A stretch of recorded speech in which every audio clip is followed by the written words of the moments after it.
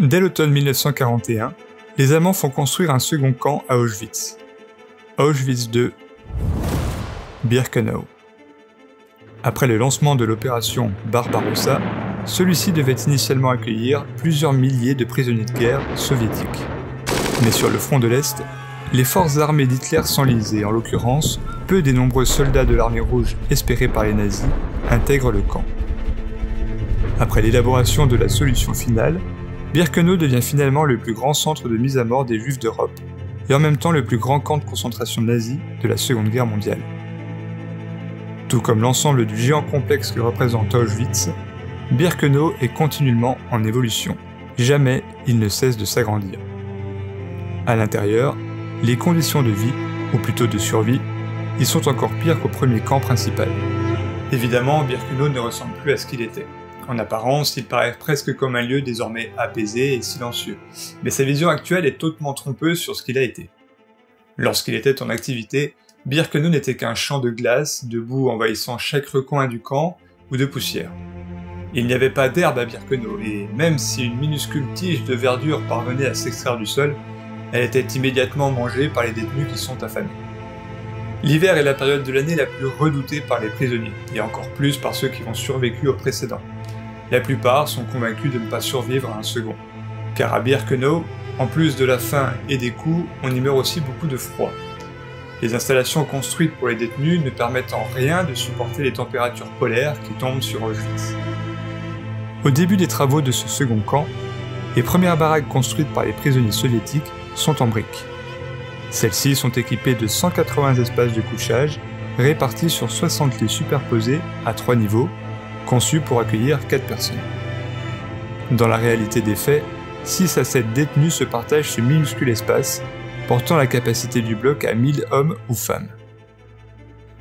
Malgré les matériaux utilisés, l'isolation est inexistante et le faible système de chauffage ne permet en rien de protéger les prisonniers contre l'humidité et le froid. Trop longues et trop coûteuses à élever, les baraques en briques sont abandonnées pour la construction de baraques en bois. Évidemment, les conditions y sont encore pires et à l'intérieur, les températures dépassent rarement les valeurs positives. Tout au long de l'agrandissement de Birkenau, des centaines de baraques en bois ont été construites. À l'été 1944, le camp compte près de 90 000 internés. L'évolution de Birkenau s'est toujours faite autour d'un but unique, l'extermination des Juifs d'Europe. À certaines périodes, les arrivées de convois de la mort sont quotidiens. De 1940 à 1941, les trains de déportés, principalement constitués de Polonais, s'arrêtent sur une voie d'embranchement située à côté de l'entrée du camp numéro 1. Mais à partir du printemps 42 et jusqu'à la mi-mai 44, les convois, représentant un total de plus de 500 000 personnes, principalement juives, s'arrêtent sur une seconde voie d'embranchement surnommée la Judenrampe, la rampe juive. Située à mi-distance entre Auschwitz I et Birkenau, c'est sur cette même rampe que les médecins SS procèdent aux sélections. Dès la descente du train, les femmes sont séparées des hommes en 2 groupes distincts. On va vous emmener à pied au camp, mais le camp est loin. Il y a des camions pour les plus fatigués, prétendent les SS. Épuisés ou souhaitant naturellement épargner de supplémentaires efforts à leur progéniture, bon nombre de vieillards, de femmes et d'enfants montent à bord de ces camions qui les envoient directement à la mort. Sans le moindre effort, les autorités du camp viennent de procéder à une première sélection. Pour les SS, la sélection est une étape qui doit immédiatement permettre un tri entre les déportés qu'ils jugent aptes ou non à travailler. Mais de par l'ampleur de la solution finale, celle-ci ne peut être que rapide et expéditive. La place à un examen médical digne de ce nom est ainsi proscrite. De simples et courtes questions à propos de l'âge ou de l'état de forme général suffisent à indiquer telle ou telle direction. Il n'y en a que 2, le travail ou la mort. L'extermination massive des Juifs commence au cours de la première moitié de l'année 1942. Dans cet objectif, 2 maisons de famille polonaises expulsées et situées à proximité de Birkenau sont transformées en chambres à gaz, les bunkers 1 et 2. Aussi appelé Maison Rouge, le bunker 1 est une ancienne ferme aux murs rouges que les SS transforment et équipent de 2 chambres à gaz qui entrent en service au cours du printemps 1942. Les gazages y ont lieu le soir, afin que l'édifice puisse être aéré la nuit, après quoi les corps sont transportés dans des wagonnets et ensevelis ou brûlés à quelques centaines de mètres à l'ouest du bâtiment. Le bunker 2 est lui aussi une ferme, au mur blanc, qui lui vaut le surnom de Maison Blanche, que les SS transforment en lieu d'extermination au cours du mois de juin 1942. À l'intérieur se tiennent 4 chambres à gaz de 105 mètres carrés. Et ici aussi, les corps sont ensuite éliminés au bûcher, situé non loin du lieu d'assassinat. Mais au printemps 1943, les gazages au bunker 1 s'interrompent temporairement, après la mise en service des crématoires, construits à l'intérieur même du camp de Birkenau. Entrés en service en mars et juin 1943, les crématoires 2 et 3 ont été conçus pour une véritable industrialisation du crime. Les déportés descendent un escalier menant à la salle de déshabillage, puis sont dirigés dans les chambres à gaz pour y être assassinés. Les corps inertes sont transportés par un monte-charge du sous-sol au rez-de-chaussée, où sont installés les fours crématoires.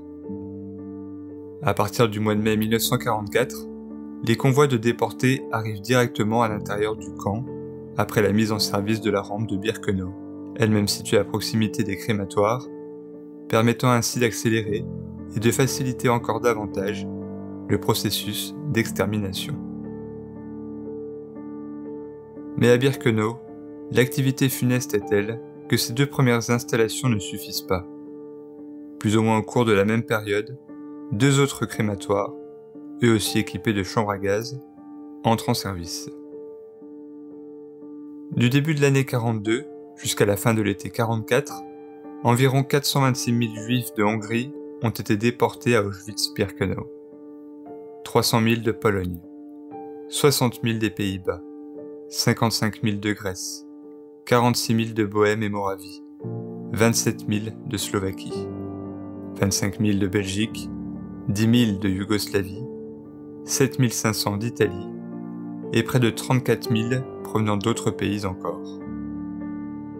De 1942 à 1944, 75 000 juifs, dont 11 400 enfants, ont été déportés depuis la France par quelques 75 convois. Près de 69 000 d'entre eux ont été envoyés à Auschwitz-Birkenau. Durant toute la période d'occupation, tous les départements métropolitains ont été touchés par les arrestations et les déportations de Français israélites ou des étrangers juifs. Une commune sur 10 a ainsi été concernée. Si les nazis veulent aller aussi vite dans leur entreprise d'extermination, c'est aussi, et probablement en partie, parce qu'ils sentent leur défaite venir. Le 2 février 1943, et après 6 mois de combats acharnés, les forces soviétiques parviennent à repousser l'envahisseur nazi grâce à une incroyable et étonnante contre-offensive à Stalingrad.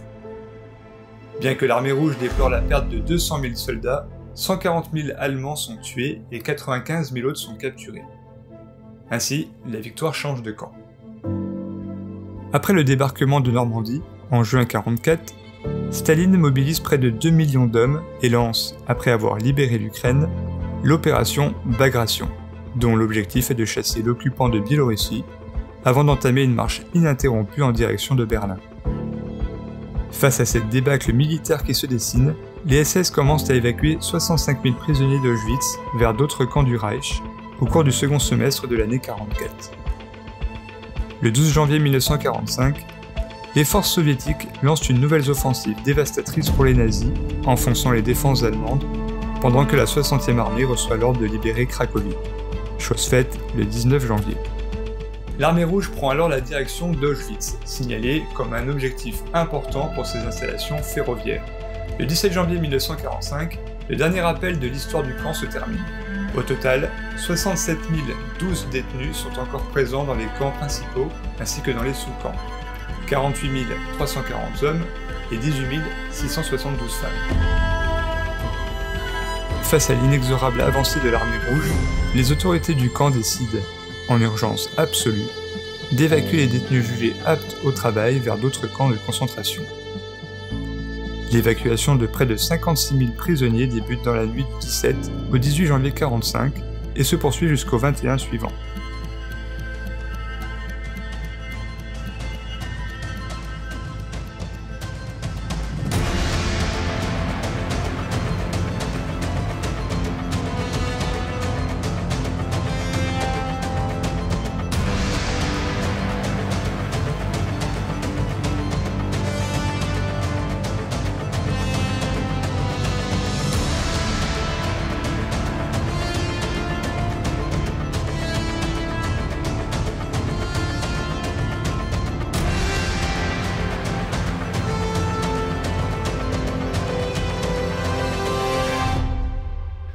Après avoir dynamité les crématoires, preuve irréfutable de leurs crimes, les SS laissent derrière eux 9000 détenus malades.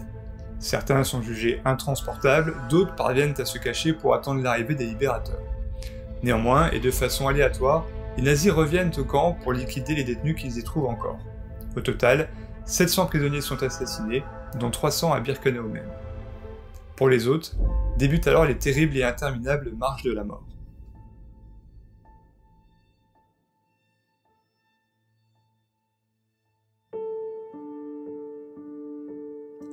À pied, dans un froid polaire, sans protection, sans eau ni nourriture, les déportés marchent plusieurs dizaines de kilomètres pour monter à bord de trains, souvent dépourvus de toit, prenant la direction de l'Allemagne. D'autres, cependant, sont contraints de marcher plusieurs centaines de kilomètres jusqu'à leur camp de destination. Au cours de ces marches, près de 14 000 évacués trouvent la mort, soit par le froid, après une nuit passée à dormir dans la neige ou à l'air libre des wagons, soit par les armes des SS qui assassinent et abandonnent les corps des victimes trop épuisées. Arrivés à leur destination, les survivants sont transférés dans différents autres camps de concentration situés dans les frontières du Troisième Reich, dans des conditions inimaginables au cœur de la désorganisation nazie qui annonce certes la fin prochaine de la guerre, mais qui fait encore des milliers de morts par manque de nourriture et par épuisement au travail. Le 27 janvier 1945, 2 divisions de la 60e armée soviétique du 1er front ukrainien entrent dans la ville d'Auschwitz. Sur place, 7000 survivants sont découverts dans les camps principaux et dans divers sous-camps du complexe par les combattants de l'armée rouge. Une grande partie se trouve à Birkenau, dont près de 200 enfants de moins de 15 ans. Tout au long de la guerre, près de 232 000 enfants ont été déportés à Auschwitz. 216 000 juifs, 11 000 roms ou tziganes, au moins 3 000 polonais, et bien d'autres nationalités encore. Au cours du printemps 1946, des milliers de survivants décident de se rendre libres sur leur ancien lieu de captivité. Ils se déplacent obsédés par leurs souvenirs, parfois pour chercher les traces d'êtres chers, pour essayer de trouver réponse à leurs questions, ou plus simplement pour rendre hommage aux très nombreux disparus. Dans cette même période, d'anciens détenus proposent, au cœur des blocs, des visites guidées informelles. Au sous-sol de l'un des blocs d'Auschwitz I, déjà sont exposés des milliers d'objets récupérés dans les camps, des piles de chaussures d'enfants, un nombre incalculable de prothèses de bras ou de jambes, et même des montagnes de cheveux. À travers ces visites, ces anciens déportés cherchent aussi à faire connaître leur histoire et leurs souffrances. Pourtant, il faudra encore attendre plusieurs dizaines d'années avant que l'humanité ne soit réellement prête à les écouter. Au moins 1 300 000 personnes ont été déportées à Auschwitz en l'espace de 5 ans à peine. Environ 1 100 000 d'entre elles y ont été assassinées. Près de 1 100 000 de ces déportés étaient juifs, 960 000 ne sont pas revenus. Il n'y avait pas de monstres à Auschwitz, ni dans aucun autre camp nazi. Les monstres, ça n'existe pas. Il n'y avait pas de monstres à Auschwitz, il n'y avait que des hommes.